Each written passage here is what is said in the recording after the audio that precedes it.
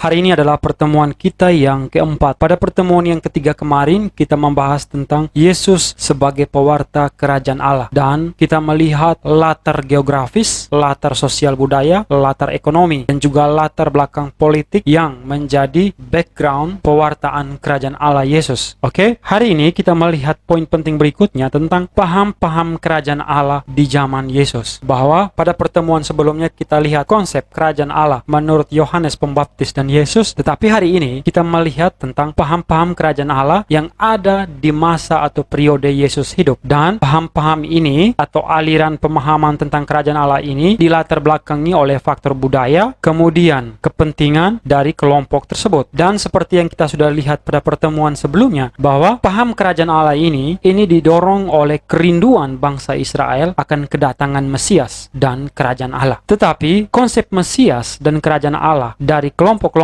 tersebut itu berbeda-beda satu dengan yang lainnya. Oke, baik. Sekarang kita lihat satu persatu paham-paham kerajaan Allah tersebut. Apa sajakah itu? Yang pertama adalah paham kerajaan Allah dari kaum Zelot. Paham kerajaan Allah ini berciri nasionalis. Karena kaum Zelot ini adalah orang-orang yang sangat nasionalis. Mereka sangat mencintai bangsa Israel, bangsa mereka sendiri, ras Yahudi yang paling penting. Oleh karenanya, mereka menolak penjajahan bangsa Romawi. Dan bagi kaum Zelot ini, bangsa Romawi adalah kaum kafir. Oke? Dan pemahaman kerajaan Allah dari kaum Zelot ini adalah mereka memiliki harapan bahwa perjuangan mereka akan memperoleh kemenangan dengan kedatangan Mesias yang mewujudkan kerajaan Allah, yakni kerajaan Israel yang merdeka dari penjajahan Romawi. Jadi di sini konsep Mesias atau utusan Yahweh, utusan Allah ini lebih bersifat politis, lebih bersifat politik. Kenapa? Karena berkaitan dengan ini, semangat nasionalistis untuk mengusir para penjajah Romawi. Kemudian paham kerajaan Allah yang kedua itu berasal dari kelompok yang disebut dengan apokaliptik.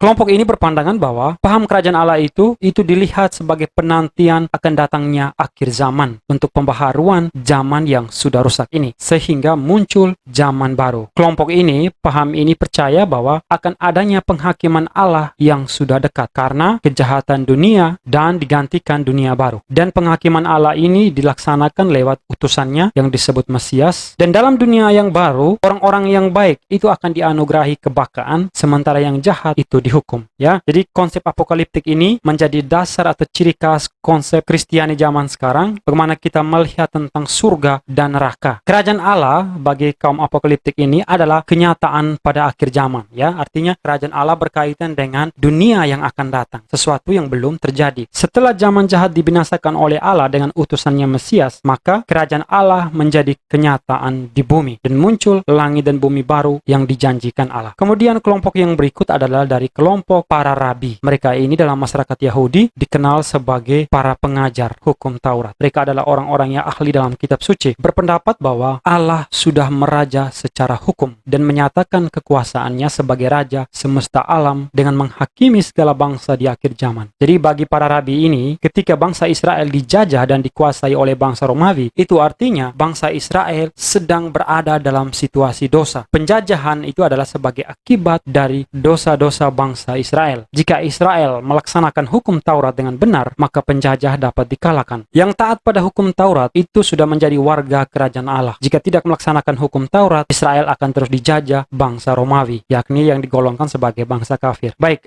kaum rabi ini sangat mirip dengan kaum Farisi ya. Pengajarannya hampir mirip dengan kaum Farisi tentang ketaatan dalam pelaksanaan hukum Taurat dengan benar. Oke, baik. Sekarang poin penting yang berikut adalah bagaimana Yesus mewartakan kerajaan Allah. Cara apa yang digunakan olehnya? Kita sudah tahu bahwa Yesus dalam pewartaan kerajaan Allah itu menggunakan perumpamaan. Apa itu? Yakni cara berbicara dengan menggunakan perbandingan, analogi, lukisan, dan juga diambil dari kenyataan hidup sehari-hari untuk menjelaskan kenyataan lain berkenaan dengan kerajaan Allah. Jelas ya, Yesus ketika mengajar tentang kerajaan Allah, itu biasanya dia mengambil lukisan atau menggambarkan sesuatu yang berkaitan dengan kehidupan sehari-hari. Umumnya para pendengar Yesus adalah orang-orang sederhana seperti para petani, penggarap kebun, para penggembala. Itu sebabnya perumpamaan-perumpamaan dia itu diambil dari dunia pertanian, dunia peternakan, ya, domba yang hilang, kemudian perumpamaan tentang penabur. Oke, ini semua berasal dari dunia pertanian dan peternakan. Jadi berkaitan dengan kehidupan sehari-hari para audiens atau pendengar Yesus sendiri. Kemudian poin penting yang berikut adalah mengapa Yesus menggunakan perumpamaan. pertama adalah supaya para pendengarnya mudah menangkap dan memahami sesuai dengan situasi hidup mereka sehari-hari. Jadi mereka bisa atau mudah membuat asosiasi, membuat kaitan apa yang diajarkan Yesus dengan kehidupan mereka sehari-hari. Kemudian yang kedua, Yesus ingin mengajak orang menggulati nilai-nilai yang ditawarkannya dengan mudah. Jelas ya, masih berkaitan dengan poin pertama. Dan yang ketiga, Yesus ingin menyingkapkan misteri kerajaan Allah dalam bahasa dan kata-kata yang sederhana, melukiskan seluruh kekayaan misteri kerajaan Allah. Kita lihat yang berikutnya adalah dasar dan ciri utama kerajaan Allah yang diwartakan oleh Yesus. Yang pertama adalah kerajaan Allah tidak diwujudkan oleh daya upaya manusia saja, tetapi juga usaha Allah sendiri. Ini kita bisa lihat dalam perumpamaan tentang penabur dan juga perumpamaan tentang para pekerja di kebun anggur. Kemudian yang kedua, dasar dan ciri utama yang kedua adalah Allah yang memerintah kerajaan, Allah sebagai Bapa yang berbelas kasih dan baik hati. Ini kita bisa lihat dalam perumpamaan tentang domba yang hilang. Masih ingat perumpamaan itu ya, ketika para pemungut cukai ingin mendengarkan perumpamaan yang akan disampaikan Yesus, tetapi kemudian datang orang-orang Farisi dan ahli Taurat yang hadir di situ. Kemudian Yesus memberikan perumpamaan tentang domba yang hilang, ya, tentang bagaimana menyelamatkan satu ekor domba yang hilang dan meninggalkan untuk sementara yang 99. Yesus mau menggambarkan bahwa Allah itu diumpamakan sebagai penggembala yang baik, Bapa yang berbelas kasih dan baik hati. Alangkah baik menyelamatkan satu orang yang berdosa yang ingin bertobat daripada yang 99 yang tidak mau bertobat. Oke, ini adalah dasar dan ciri utama kerajaan Allah. Kemudian sebagai penutup dari pertemuan kita hari ini, itu ada penugasan. Saya meminta kalian membuka kitab suci di rumah ataupun kitab suci online dan membaca perikop berikut ini, yakni Markus bab 4 ayat 1 sampai 9, dilanjutkan ayat 26 sampai 29, yakni perumpamaan tentang penabur. Dan saya meminta setelah kalian membaca, bagaimana kalian memahami kisah perumpamaan tersebut dalam kaitan dengan pernyataan yang sudah kita lihat tadi, kerajaan Allah tidak diwujudkan oleh daya upaya manusia saja, tetapi juga usaha Allah. Jadi kalian memahami dulu bacaan Markus bab 4 ayat 1 sampai 9 tersebut, memahami dulu, baru kemudian membuat kaitan atau apa yang kalian pahami dengan pernyataan ini. Kerajaan Allah tidak diwujudkan oleh daya upaya manusia saja, tetapi juga usaha Allah. Hari ini sampai di sini, sekian dan terima kasih telah mendengarkan video pembelajaran hari ini.